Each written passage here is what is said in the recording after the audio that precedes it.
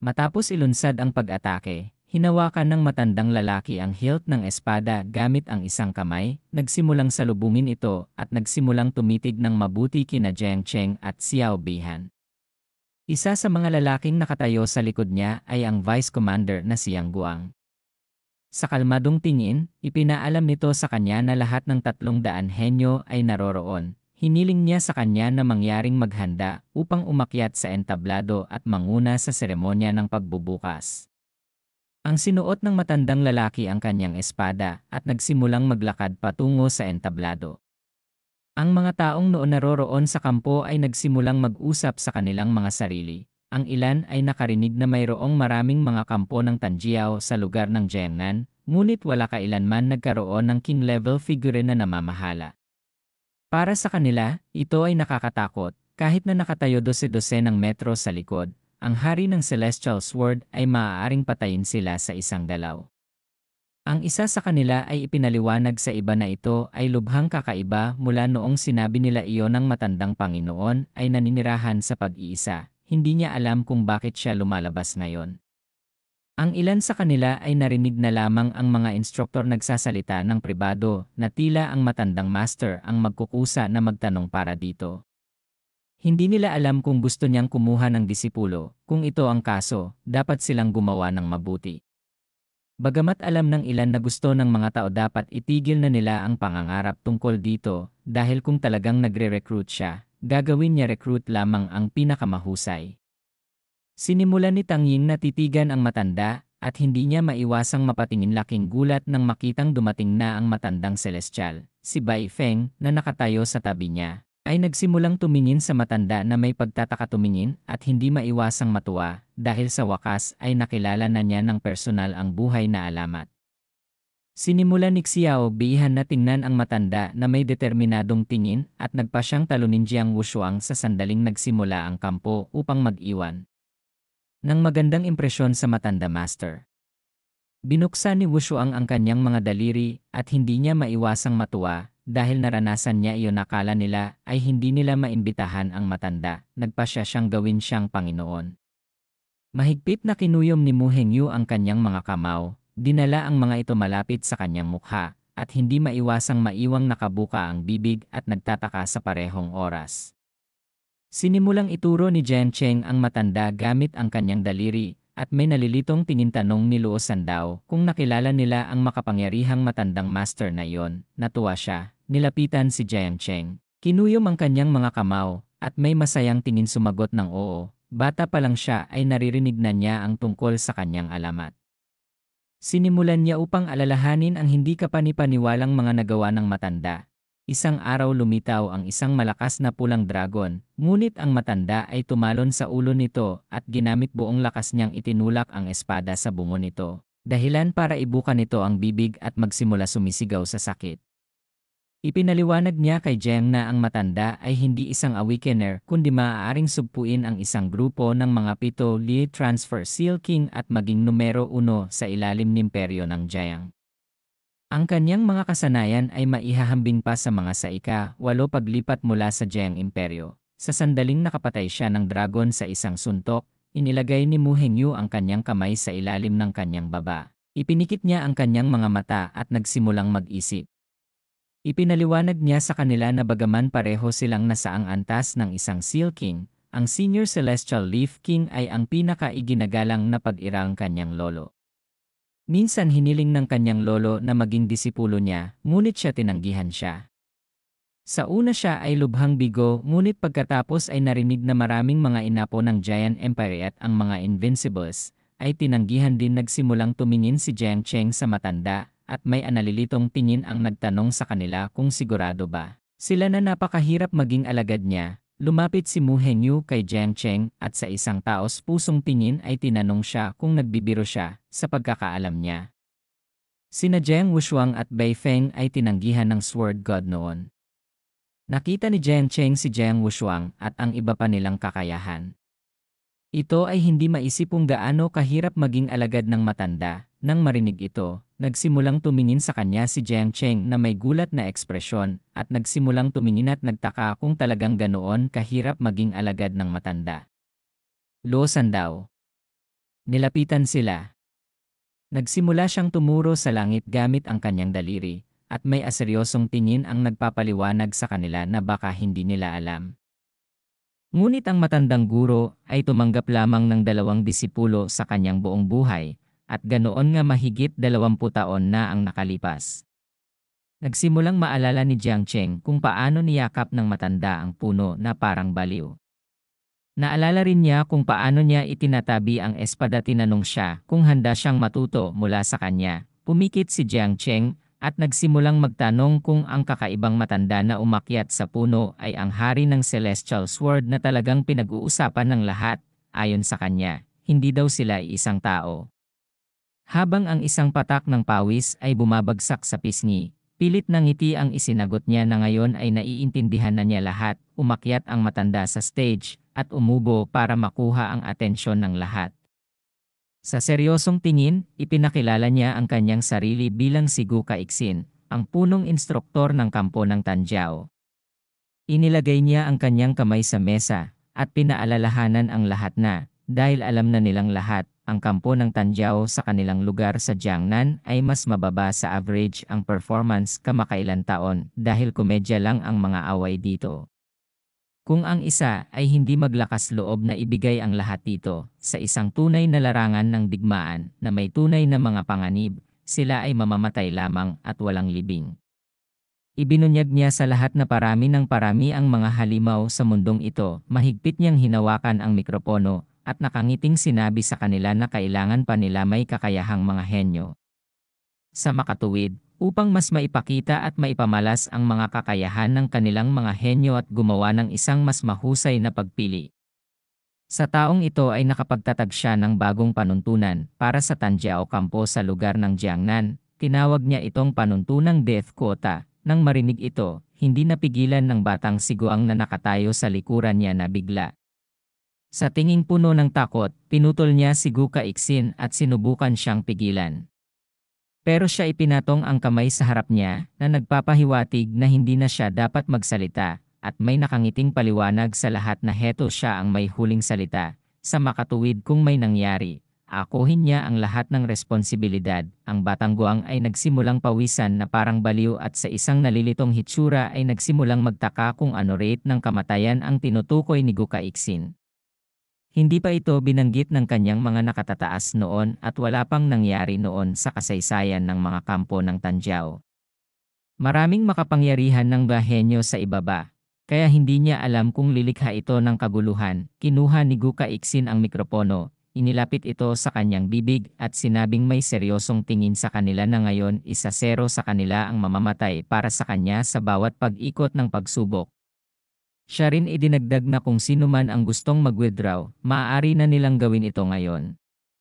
Marami sa mga kalahok na taranta, isang batang lalaki ang nagsimulang tumingin sa kanyang kaibigan na puno ng takot at ipinaliwanag iyon sa kanya kahit na ito ay kakilakilabot. Hindi siya maaaring umatras dahil kung hindi ang kanyang buong pamilya mapahiya. Napalunok ng mariin ang kanyang kaibigan at sa nanginginig na boses ay sinabi sa kanya na siya ay ayaw pa mamatay.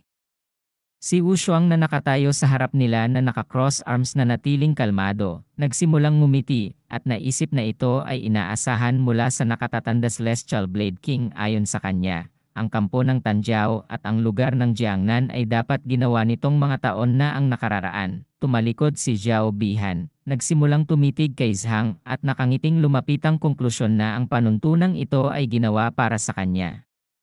Nang magsimula na ang kampo mamaya, matutupad na niya ang 2 sa kwota ng matandang master. Nagsimulang tumingin si Zhang kay Zhao Bihan at nagsimulang magtaka kung ano ang binabalak ng taong ito. Sa isang kalmadong tingin ay napagpasyahan niya na sa kwota na ito, kahit na lumaki ang labanan at siya pinatay si Zhao Bihan, Uncle Jaigang at ang iba pa, ay hindi na kailangang mag-alala ng labis. Lumipas ang ilang minuto at walang umatras nang makita ito.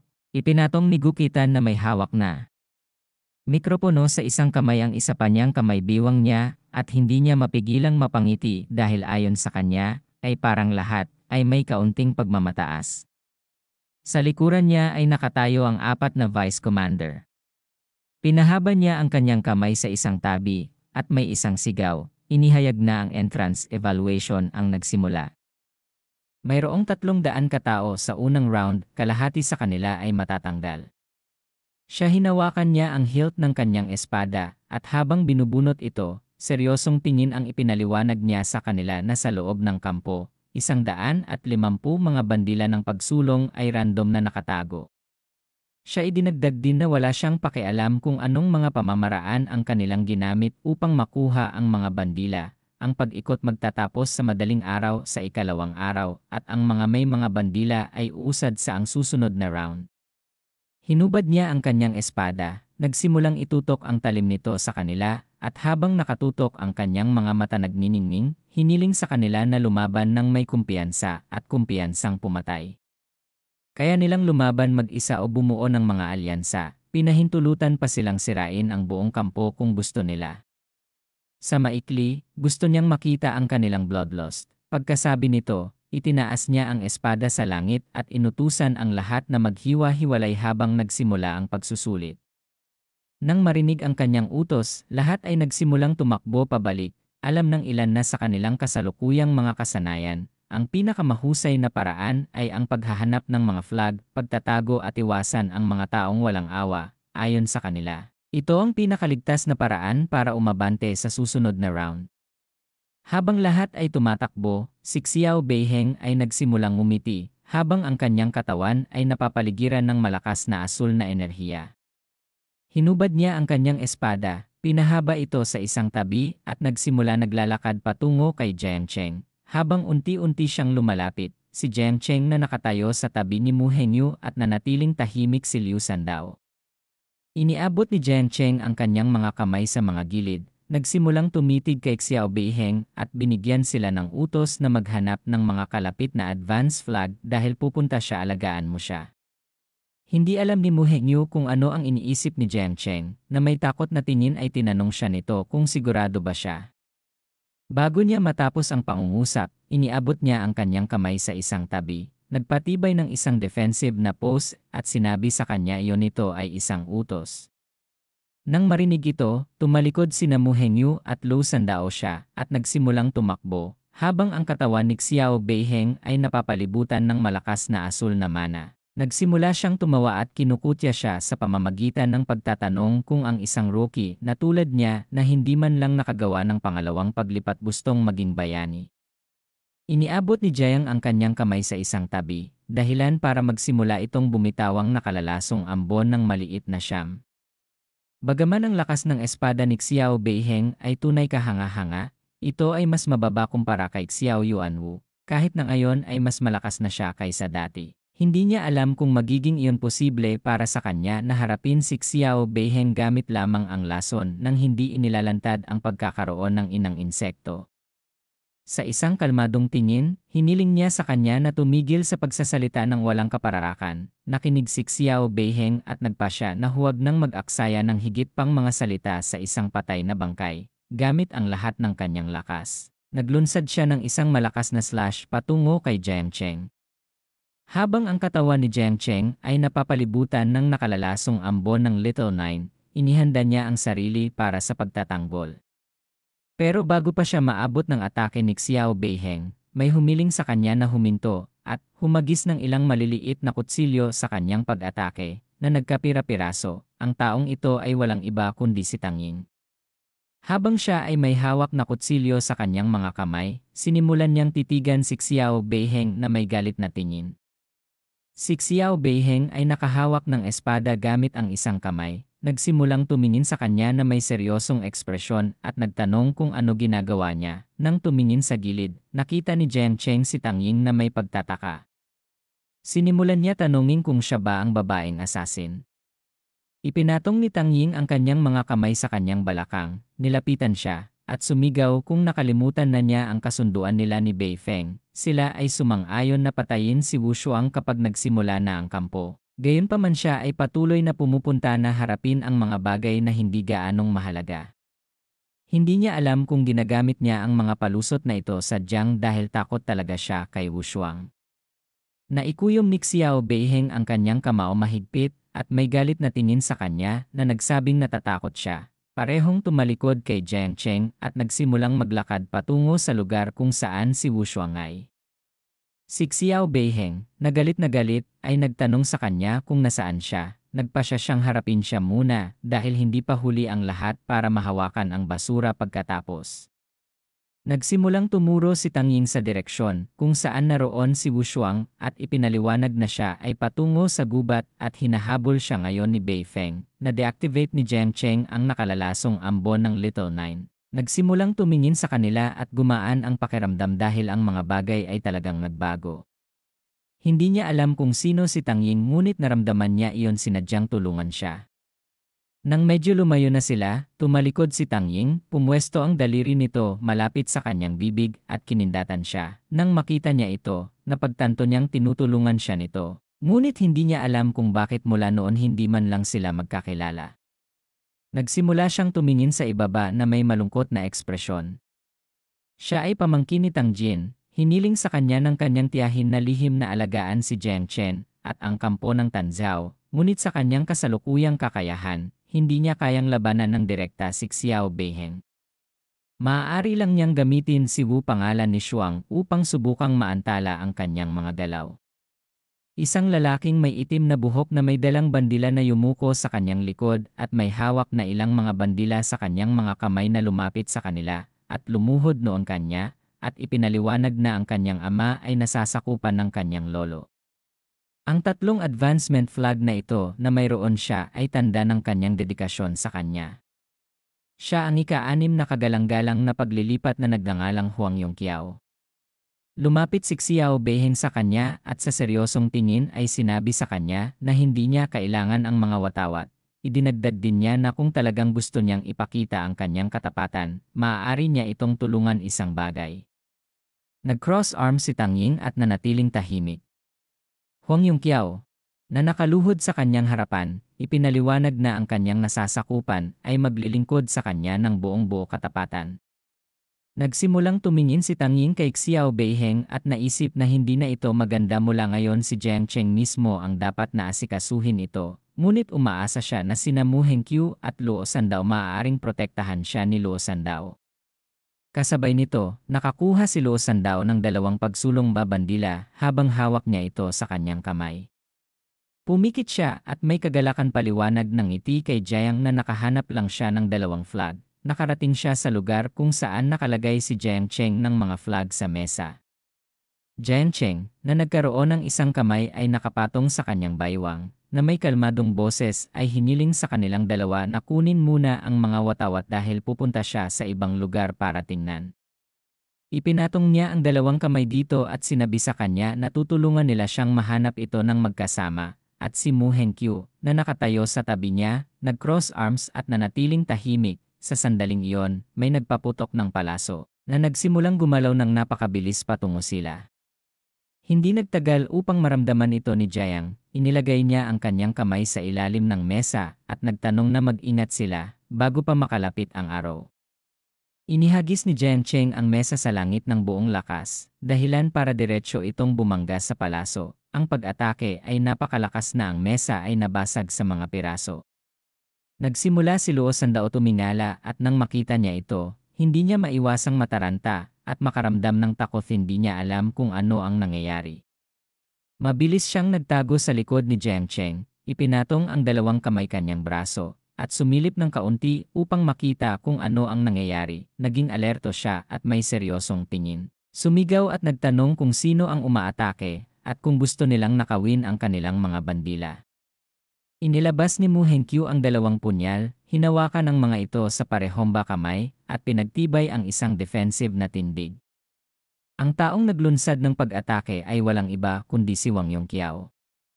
Siya ay tumalon, iginuhit ang kanyang pana, sinimulan ang pagpuntirya kay Jiang Cheng at habang ang palaso ay napapalibutan isang malakas na enerhiya. Nagsimula siyang tumitig sa kanya at ipinahayag na hindi niya gusto ang watawat ngunit gustong kitilin ang kanyang buhay. Naghanda siyang ipana ang palaso patungo kay Jiang Cheng, na naging sanhi nga raw upang magsimulang maglabas ng mas maraming enerhiya. Tumingala sila sa langit at nang makita na si Huang Yongqiao iyon, ibinunyag nila kay Jiang na nasa kanya ang nakatagong propesyon tinatawag na Extreme Archer of the Sun Chaser. Level 39 siya at ang kanyang ama ay isang kagalang-galang ng ika-6 na paglipat. Siya ay isang subordinate ng Zhou mula sa Jiang Empire. Hindi alam ni Liu Sandao kung gagawin ng kanyang Eternal Earth Shield kayang pigilan ang pag-atake. Sa isang matalim na tingin, inilunsad ni Wang Yongqiao ang araw patungo sa kanila. Nagsimula ito mabilis na sumusulong patungo sa kanila. Ang talim ay lumaki at natatakpan ng enerhiya habang unti-unting lumalapit ang palaso. Nagpasya si Jiang Cheng na gawin ito. Tinanong niya na tumabi silang dalawa. Siya ay tumalon. At habang ang kanyang mga mata ay nagniningning, siya ay nagsimula sumulong patungo sa pag-atake. Iniabot niya ang kanyang kamay dahilan upang simulan ng palad ang paglabas ng nakalalasong ambon ng Little Nine. Sa galit na tingin, ipinaliwanag niya sa kanila na kaya niyang tiisin ang lahat, ngunit kung gusto nila siyang patayin, tapos hindi nila siya dapat sisihin sa pagiging malupit niya dahil pagkatapos ng lahat may kailangang tumupad sa death quota ng matandang master. Luo Sandao na nasa likod ni Jiang Cheng hindi maiwasang hawakan ang kanyang dibdib sa takot. At si Mu Hankyu na nakahawak sa dalawa niya dagger nagsimulang tumingin si Mu Hankyu kay Jiang Cheng na may pagtataka at hindi napigilang magsimula nagtataka kung ano ang balak niyang gawin.